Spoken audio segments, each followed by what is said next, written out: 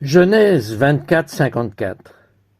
Puis lui et les hommes qui étaient avec lui mangèrent, burent et passèrent la nuit là-bas. Le lendemain matin, il dit « Laissez-moi retourner chez mon maître ». Mais son frère, le frère de Rebecca, et sa mère dirent « Laissez la jeune femme rester avec nous quelques jours, 10 jours par exemple. Après cela, elle pourra partir avec vous. » Cependant, il leur dit « Ne me retenez pas, car le Seigneur a béni mon entreprise. Laissez-moi partir afin que je retourne chez mon maître. Ils veulent tarder. Or, qui est ce frère? Laban, le même qui a joué le tour à Jacob avec les femmes, ok?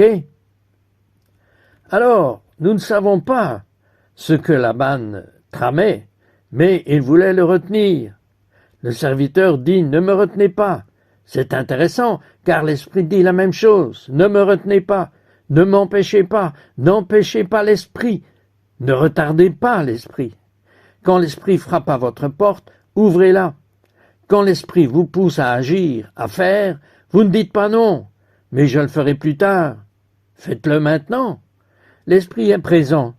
Obéissez-lui maintenant. Ne dites pas que vous lui suivrez demain. Vous réussirez demain. L'Esprit dit « Je dois y aller, je dois le faire maintenant. C'est maintenant. Quand l'appel de Dieu est maintenant, c'est maintenant. Ne le repoussez pas. Vous savez, Dieu touche votre cœur avec quoi que ce soit. N'attendez pas. » Ce mot signifie ici « ne tardez pas ». Ne remettez pas à demain.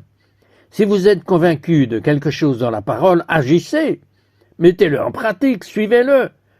Maintenant, à l'inverse, lorsque vous êtes tenté de pécher, résistez. N'y cédez pas, n'agissez pas sous l'impulsion. Si vous êtes en colère, ne cédez pas, calmez-vous. Lorsque vous êtes sous l'emprise de la chair, ne cédez pas. Mais lorsque l'Esprit vous inspire, lorsque Dieu vous inspire, suivez-le. C'est là que réside la bénédiction. C'est là où elle se trouve. Verset 58.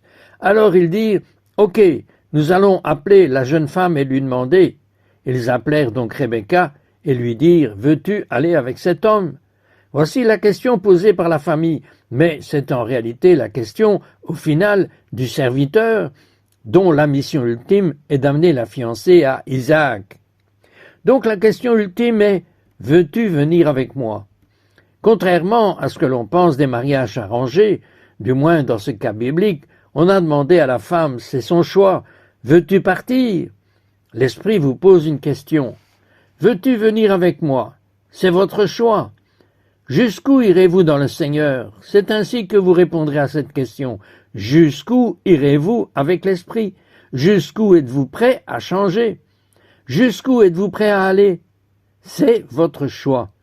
Rebecca dit « J'irai ». Alors là, c'est énorme. Elle va tout quitter, sa maison, sa famille, ses terres, sa vie, pour suivre cet homme dont elle ignore tout. Il prétend être quelqu'un, un homme, et il est accompagné de quelques hommes. La plupart d'entre nous ne seraient pas prêts à faire cela, à laisser une femme partir avec un inconnu. Imaginez-vous à sa place, dans ses sandales. Jamais vu cela. Et on lui demande de quitter tout ce qu'elle connaît, pour un inconnu. Et pour l'inconnu. Mais c'est la fiancée qui dit oui. L'Esprit nous demande de quitter tout ce que nous connaissons et d'être prêts à aller là où nous ne connaissons pas. C'est ça la vie spirituelle. Celle qui dit oui, c'est la fiancée. La fiancée est celle qui quitte l'ancien pour le nouveau. L'épouse est celle qui part en voyage vers le Fils. Donc, si vous appartenez à Dieu, vous devez être en voyage. Si vous ne voyagez pas, vous êtes en difficulté. Si vous restez immobile, vous êtes en difficulté. Et vous n'allez pas seulement à un seul endroit. Je suis venu au Seigneur. Toute votre vie est un voyage. Rebecca est dans un voyage qui ne prend fin que quand elle arrive à la maison d'Isaac, l'époux. Et notre voyage n'est pas complet tant que vous n'arrivez pas à la maison de votre époux. Ainsi, l'épouse est celle qui n'est plus chez elle dans le monde. Elle n'est plus de sa vie, n'est-ce pas? Elle dit au revoir à son monde, mais elle est en voyage vers un lieu qui sera meilleur. Chacun a sa propre idée de ce que c'est que d'avoir l'Esprit et de ce que c'est de vivre une vie remplie de l'Esprit. Mais vous savez, ici, sur cette image, la vie remplie de l'esprit est un cheminement. Vous quittez le passé, pas seulement une fois, mais chaque jour, en vous levant. Je veux quitter le passé, suivre plus que le nouveau. Que dit la Bible? Ceux qui sont conduits par l'esprit marchent dans la nouveauté de la vie. Comment marcher dans la nouveauté de la vie? Vous faites des pas que vous n'avez jamais fait auparavant. C'est ça la nouveauté. Quand vous marchez sur un chemin que vous n'aviez jamais emprunté auparavant, quand vous faites quelque chose aujourd'hui que vous n'avez jamais fait auparavant, mais vous le faites à cause de Dieu. C'est ça la nouveauté de la vie. Vous connaissez Dieu d'une manière nouvelle et vous agissez d'une manière nouvelle. Voilà. Quand vous faites la même chose tous les jours, ce n'est pas nouveau. Éloignez-vous du passé. Vous dites adieu à ce passé. Et vous faites un pas de plus vers la nouveauté. C'est la vie remplie de l'esprit. Vous vous laissez guider par lui, loin du connu vers l'inconnu. Pensez-y. Rebecca part avec un homme qu'elle n'a jamais rencontré vers un pays qu'elle n'a jamais vu, juste parce qu'elle en a entendu parler. Elle doit lui faire entièrement confiance. Le Seigneur guide votre vie. L'Esprit vous anime. Vous devez faire confiance au Seigneur pour vivre une vie remplie de l'Esprit. Remarquez que le serviteur n'est pas quelqu'un qui se complaît dans le confort, mais qui est consolé par le Consolateur. Ainsi l'Esprit ne se pose jamais avant d'avoir atteint la maison du Père. L'Esprit est toujours en mouvement. Si vous êtes dans l'Esprit, il y a toujours du mouvement. Il faut bouger quand l'Esprit vous y pousse. On ne peut pas se contenter de dire « j'ai été touché par ça, j'ai été touché par ce message ». Cela ne signifie rien si vous ne le laissez pas transformer votre vie. Quand il y a du changement, c'est de cela qu'il s'agit. Quel est le mot pour l'Esprit en hébreu? Roua. Roua, le vent. Le vent est toujours en mouvement. S'il cesse de bouger, un vent qui ne bouge pas n'est plus un vent. Le problème de nombreux croyants, de nombreuses églises et de nombreuses personnes dans le Seigneur, c'est qu'ils s'arrêtent de bouger. Vous n'êtes pas dans l'esprit si vous le faites, et si ce qui vous arrive, c'est comme si l'esprit avait quitté la maison, vous savez, il a quitté le bâtiment, et ils ont le bâtiment, mais ils n'ont plus l'esprit. L'esprit est parti et ils ont un bâtiment. L'esprit ici veut sortir de ce bâtiment et rentrer chez lui. On parle de l'esprit comme de l'eau. Vous savez quel genre d'eau est l'eau stagnante? Elle est impure. L'eau stagnante. Vous ne voulez pas boire de l'eau stagnante qui a été dehors. Quelle eau est pure? L'eau courante, l'eau d'une rivière en général. L'eau courante, il faut bouger, bouger, bouger, grandir plus haut. Verset suivant. Ils bénirent Rebecca et lui dirent « Puisses-tu, notre sœur, devenir des milliers, de dizaines de milliers, et que tes enfants possèdent la porte de leurs ennemis ?» C'est vrai encore aujourd'hui. Puisses-tu, Rebecca, devenir des dizaines de milliers, de dizaines de milliers, c'est comme 10 millions. Et c'est intéressant, car la population du peuple juif est d'environ 16 millions. Et qu'ils s'emparent des portes de leurs ennemis. Quelle est la bénédiction? Qu'elles deviennent fécondes et qu'elles deviennent victorieuses. La véritable vie spirituelle ne vous rend pas bizarre, ne fait pas de vous quelqu'un que vous n'êtes pas. Elle fait de vous ce que vous étiez censé être. Elle vous rend fécond. Autrement dit, vous portez du fruit. Un arbre qui ne portait pas de fruit et qui en porte maintenant devient ce qu'il est censé être. Ainsi, cette véritable vie spirituelle vous rend capable de devenir celui que Dieu a voulu que vous soyez dès l'instant où il vous a mis dans le ventre de votre mère. Voilà de quoi il s'agit. Vous devenez vous-même votre véritable moi, et vous devenez victorieux. Alors, que se passe-t-il? Rebecca, il est dit, Rebecca se leva, verset 61. Rebecca se leva avec ses demoiselles, et elles montèrent sur les chameaux. Elles suivirent l'homme. Un voyage béni, mais cela ne signifie pas qu'il a été facile. Le serviteur, dit-il, prit Rebecca. Le mot hébreu peut signifier amena Rebecca, l'emporta. Vous savez, il y a beaucoup de choses avec lesquelles vous ne voulez pas vous laisser emporter. Ne vous laissez pas emporter. Vous voulez être emporté par l'Esprit, non pas par des idées sur l'Esprit, mais par le véritable Esprit de Dieu. Vous voulez que l'Esprit vous guide? Le serviteur prit Rebecca et Rebecca suivit. Nous le remarquons donc. Le serviteur prend Rebecca, dit-il, mais Rebecca suivit. C'est les deux. Vous voyez, il est dit que le serviteur partit de son chemin et il est dit que Rebecca le suivit. Mais vous savez quoi? En hébreu, le verbe pour ce que le serviteur a fait et ce que Rebecca a fait, c'est exactement le même mot. Autrement dit, ce que fait le serviteur est exactement ce que fait Rebecca. Ce que fait l'esprit, c'est ce que vous faites. Il y a souvent deux types de personnes. L'une est celle qui dit « je dois le faire, je dois m'en occuper. Si vous ne le faites pas, si je ne le fais pas, personne ne le fera, je dois le faire. Je dois le faire. Je dois le faire. Et je dois vivre ma vie. Et je dois devenir plus spirituel. Je dois le faire, je dois le faire, je dois le faire. » Ok, voilà pour la première. L'autre dit « Dieu s'en chargera. Dieu s'en chargera, Dieu s'en chargera. Mais je ne vais rien faire. Ok, il y a des choses que Dieu fait, mais ce n'est pas la norme dans notre vie. La vie remplie de l'esprit, ce n'est pas Dieu qui fait tout et vous qui ne faites rien. Ni vous qui faites tout et Dieu qui ne fait rien. C'est vous et Dieu ensemble qui agissez. C'est ça l'essentiel. Une seule action. C'est les deux en même temps. Et il y a un passage des Écritures qui dit que nous sommes les collaborateurs de Dieu. Le mot en grec est synergos. C'est le mot énergie. Synergos signifie ensemble. Une seule énergie, une seule énergie. Dans l'esprit, vous faites comme l'esprit fait. Et en fait, c'est l'esprit qui agit. Mais c'est vous qui le faites aussi. Vous marchez, mais c'est l'esprit qui marche. C'est ça la vie victorieuse. Si vous ne faites que le faire, ça ne passera pas. Si vous dites que Dieu va le faire, vous restez assis à ne rien faire et ça ne passera pas non plus. Même quand vous vous repentez, c'est l'esprit en vous qui agit pour vous. Quand vous aimez quelqu'un, il faut que ce soit l'esprit, car votre propre amour ne sera jamais suffisant et il ne sera jamais pur. Vos propres motivations ne seront jamais pures, à moins que ce ne soit la motivation de Dieu qui vienne en vous. L'esprit guide, Rebecca suit la clé.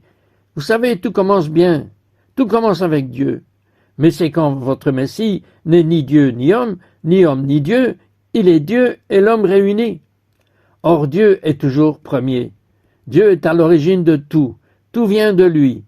Vous recevez l'amour de Dieu et de cet élan d'amour divin naît l'amour. La seule façon d'être pur est d'être rempli de Dieu, c'est tout, l'unique. Quand vous êtes rempli de Dieu, vous êtes concentré et vous recevez, vous serez pur. C'est la seule voie, vous agissez. Ce n'est pas vous qui agissez ou lui qui agit, vous agissez dans son action. Elle quitte tout ce qu'elle connaît pour aller dans un lieu inconnu, chez un peuple inconnu, sur une terre jamais foulée, pour épouser un homme dont elle ignore tout. Elle doit vraiment faire confiance. Elle doit faire confiance à Dieu. Et elle doit faire confiance à l'homme que Dieu a envoyé. Pourquoi? Car son rôle est de conduire à destination. Il connaît le chemin. Elle, non. Elle traverse d'immenses étendues désertiques. Vous devez faire confiance à l'esprit, car son rôle est de vous conduire à destination. Il connaît votre chemin. Vous ne le connaissez pas. Il connaît toute la route que Rebecca doit parcourir. Il connaît toute votre vie que vous n'avez pas encore vécue. Il connaît chaque jour, chaque instant. Il sait tout ce à quoi vous allez être confrontés. Il le sait, mais vous ne le savez pas. Il connaît chaque danger, chaque piège. Vous devez lui faire confiance et le suivre. Ayez confiance dans le Seigneur de tout votre cœur et ne vous appuyez pas sur votre propre intelligence. Reconnaissez-le dans toutes vos voies et il vous dira votre chemin. Vous devez avoir confiance. L'Esprit guide l'épouse. L'épouse a confiance en l'Esprit, même à travers le désert. Si Rebecca avait fait confiance à sa propre force, à son propre raisonnement, à sa propre pensée, elle n'aurait pas survécu dans le désert. Mais elle était guidée par le serviteur. Elle était convaincue qu'il réussirait. Le serviteur d'Abraham, il avait des chameaux, il avait des trésors qu'il avait probablement tous laissés, avec une maison. Mais maintenant, il a d'autres choses. Ce ne sont pas seulement des trésors, il a des provisions, de la nourriture pour tenir le voyage. Il traverse le désert. Il a des provisions pour pourvoir à leurs besoins. Il en va de même pour vous et votre voyage. Vous ne pouvez pas voyager comme si vous étiez seul. Parfois, nous disons que nous suivons Dieu, mais en réalité, nous agissons de notre propre initiative. Nous essayons vraiment de le faire par nous-mêmes. Cela ne fonctionne pas. Vous commencez par dire « ça doit venir de Dieu si ça doit être pour Dieu ». Ça doit venir de Dieu? Vous ne pouvez pas y arriver en vous fiant à votre propre raisonnement. Dieu utilisera votre raisonnement, mais ce n'est pas là que ça commence et que ça finit. L'Esprit a tout prévu pour chaque jour de votre vie. L'Esprit a tout prévu pour chaque instant de votre vie. L'Esprit a tout prévu pour chaque tentation. L'Esprit a tout prévu. Si vous le suivez, pour chaque défi, il a tout prévu. Pour chaque attaque de l'ennemi, il a déjà tout prévu. Pour chaque besoin, il a déjà la réponse. Il a tout prévu, tout. Alors vous devez lui faire confiance, ça ira mieux. On avait tous plus ou moins des projets pour notre vie. Mon projet, c'était rien. C'est seulement quand j'ai tout lâché que Dieu a fait quelque chose de tellement meilleur que je n'avais même pas prévu. C'est incroyable, vous savez, quand on ne connaît pas Dieu, on essaye de tout comprendre, et puis quand on connaît Dieu, il faut lâcher prise, et finalement c'est mieux de ne rien faire. On laisse Dieu agir, et c'est tellement meilleur que tout ce qu'on peut imaginer. Parce que l'Esprit sait qu'il est là. Il est là. Il faut écouter l'Esprit. Il faut être ouvert à la direction de Dieu. Le serviteur est là pour conduire Rebecca à Isaac. Le serviteur est là pour vous conduire au Fils de Dieu, le Messie. Il vous guidera donc toujours dans une direction qui vous rapproche de lui. Si ce n'est pas le cas, ce n'est pas l'Esprit. Il y a des gens qui se vantent d'avoir des dons de l'Esprit. Certains les ont peut-être, d'autres non. Mais ils se mettent à juger. Ce n'est pas le but de l'Esprit. L'Esprit est là pour vous amener à Dieu et vous utiliser pour Dieu afin d'amener d'autres personnes à Dieu. Et les chameaux, encore une fois, ne sont pas à l'aise. Donc, encore une fois, il ne s'agit pas de ce que vous vouliez selon la chair, mais selon l'Esprit. Il est dit au verset 62, « Or Isaac était revenu d'un voyage pour porter le puits. » C'est le nom d'un puits. Il vivait dans le Néguev. Il est dans un puits. Puits signifie puits. Donc, il est à un puits et il est dans le Néguev. Le Néguev est la partie sud d'Israël, c'est désertique. Et tout au nord se situe en quelque sorte là où s'est déroulé le 7 octobre. Maintenant, remarquez encore une fois le puits. Il y a quelque chose à propos des puits dans la Bible. Les gens ont tendance à trouver leur épouse au puits. Moïse va à un puits et se marie. Jacob va à un puits et se marie. Rachel, la servante d'Abraham, trouve un époux au puits. Et maintenant, le fiancé d'Isaac était justement un puits. Pourquoi? Le puits est un lieu où l'on va pour se désaltérer, satisfaire ses besoins. C'est là que nous rencontrons le Seigneur. Il est écrit « Et vous puiserez de l'eau aux sources du salut ». Mais en hébreu, il est dit « aux sources de Yeshua ». Lorsqu'ils firent cela pendant la fête des tabernacles et qu'ils répandirent l'eau, ils crièrent d'après Ésaïe « Vous puiserez de l'eau aux sources de Yeshua ». Il est fort probable que ce soit alors qu'il se leva et dit « Si quelqu'un a soif, qu'il vienne à moi et qu'il boive ». Associez toujours votre époux à un puits. Autrement dit, unissez-le toujours à vos besoins et vos besoins aux siens. Ne séparez aucun besoin. C'est là que vous aurez des problèmes. Associez toujours qu'il est la réponse à mon besoin. D'une manière ou d'une autre, il n'y a rien en dehors de cela. C'est ce que l'ennemi veut vous faire croire. Même s'il s'agit d'un besoin perverti et de devenir pécheur, confiez-le lui. Ne le cachez pas. C'est là que les ennuis commencent. Confiez-le lui. Mon besoin sera comblé par lui. Il est ma vie, il est mon eau, il est mon pain. C'est là que tout sera juste. Ne vous enivrez pas de vin, soyez remplis de l'esprit. Quand tout cela se produit-il? Cela se produit le soir, dit-il. Il est dit, Isaac vint à eux le soir. Quand Rebecca a-t-elle trouvé le serviteur, et le serviteur a-t-il trouvé Rebecca? Le soir. Pourquoi? Qu'est-ce que c'est? Quelque chose de très beau. Quand trouvez-vous le Messie? Vous le trouverez le soir. Autrement dit, quand le soleil se couche sur les anciens projets, les anciens rêves, les anciens espoirs, tout est brisé, tout est fini. C'est alors que nous le trouvons. Verset suivant. Rebecca leva les yeux, et lorsqu'elle aperçut Isaac, elle descendit de son chameau. Il est dit qu'Isaac leva les yeux et vit. Et maintenant, il est dit que Rebecca leva les yeux et vit l'époux. Elle voit l'époux, et l'époux voit l'épouse. Vous savez, quand je dis qu'Isaac vit les chameaux, il ne pensait pas aux chameaux, il pensait à ce qu'il y avait sur le chameau. Quel moment! C'est une image du moment où le Messie viendra vous voir. Le Messie attend, dit-on, une épouse sans tache. Il vous attend et ce sera une joie immense quand il vous verra. et Rebecca doit lever les yeux pour le voir. Eh bien, nous devons lever les yeux. Cela nous apprend quelque chose. Car qu'est-ce que cela signifie? Vous ne pouvez pas voir votre époux si vous baissez les yeux. Autrement dit, vous baissez les yeux, ok, comment baisse-t-on les yeux? Quand vous regardez les autres de haut, vous ne verrez pas l'époux. Quand vous jugez les autres, vous êtes plein de rancune. Vous baissez les yeux, vous ne verrez pas l'époux. Quand vous êtes totalement négatif et que vous ne voyez que tout ce qui est mauvais, vous ne verrez pas l'époux. Vous devez lever les yeux. Dites-vous, détourne le regard de ce problème pour que je puisse revoir le marié. Rebecca leva les yeux, vit Isaac et descendit de son chameau. On faisait autrefois de la publicité pour les cigarettes sous la marque Camel, ce qui a semé la confusion, car le roi Jacques a dit « Rebecca a allumé son chameau ». Allumer son chameau? Les gens pensent qu'elle fume la cigarette. En hébreu, cela signifie en réalité tomber de son chameau, ce qui signifie probablement qu'elle est simplement tombée. Elle a en quelque sorte sauté de son chameau, elle est descendue très rapidement, elle a dit au serviteur « Qui est cet homme qui marche dans le champ pour nous rencontrer ?» Et le serviteur a répondu « C'est mon maître » ou en hébreu « Adonai ». C'est Adonai.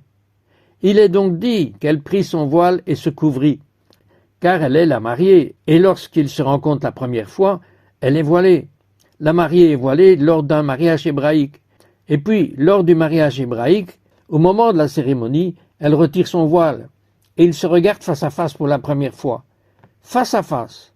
En grec, le mot pour retirer le voile est le mot apocalypsis, ou apocalypse. Ainsi, la fin des temps, pour les non-croyants, est apocalyptique, c'est-à-dire une calamité. Mais pour les croyants, l'apocalypse est un mariage, le retrait du voile, lorsque nous le verrons face à face. Verset suivant, le serviteur raconta à Isaac tout ce qu'il avait fait. Alors maintenant, ils se regardent. Ils ne se connaissent pas. Ils ne se sont jamais vus auparavant. Ils n'avaient pas Internet, ils ne pouvaient pas envoyer des SMS. Ils n'en avaient aucune idée. C'est la première fois qu'ils voient leur visage. Mais pour se marier, ils vont se marier. Verset suivant. Et Isaac amena Rebecca dans la tente de sa mère, la tente de Sarah. Et il prit Rebecca pour femme. Elle devint son épouse, et il l'aima. Et Isaac fut consolé après la mort de sa mère. Que c'est beau! Que se passe-t-il à la fin? Le mariage, le Fils amènera l'épouse dans sa demeure. Le Fils de Dieu nous amènera dans sa demeure. Mais il y a quelque chose de précieux là-dedans. Ce petit détail qui est ajouté là-dedans, ce n'est pas juste une histoire d'amour. Il emmène Rebecca dans la tente de sa mère, et il y a quelque chose de profond. Il est dit, Isaac fut réconforté. Ce n'est pas simplement la joie d'un mariage, c'est une joie qui a succédé à la douleur. Il y a du réconfort. C'est la rédemption. Voilà ce que c'est. Notre histoire n'est pas qu'une histoire d'amour. C'est une histoire de rédemption. C'est la joie des larmes essuyées. Voilà ce que c'est. C'est un amour profond, c'est un amour coûteux, un amour plus fort que la mort. Voilà de quoi il s'agit pour nous. Et c'est l'ombre de quelque chose de profond. Car avant d'aller au ciel, je veux dire au niveau ciel et à la nouvelle terre, la Bible dit qu'il va demeurer avec nous dans ce monde. L'ancien monde. Ce monde est l'ancienne tente. C'est la tente de Sarah. L'époux y est né. Alors pourquoi? Pourquoi ne pas aller directement au ciel? Eh bien, je crois que Dieu veut racheter cette vie. Il l'a créée avant de mettre fin à son œuvre sur celle-ci. Il veut la racheter comme il se doit. Le lion se couchera avec un veau, et la paix couvrira la terre, et le Seigneur régnera. Il est dit qu'en ce jour, Dieu étendra un dais sur Jérusalem. Mais en hébreu, le mot n'est pas dais, le mot est oupa. Vous savez ce que c'est qu'une oupa? La oupa est le dais nuptial qui recouvre les mariés lors du mariage hébraïque. Donc Dieu dit que tout sera marié. Ce sera un mariage. Jérusalem, il est dit qu'en ce jour-là, vous appellerez votre terre Beula, mariée. Vous allez vous marier.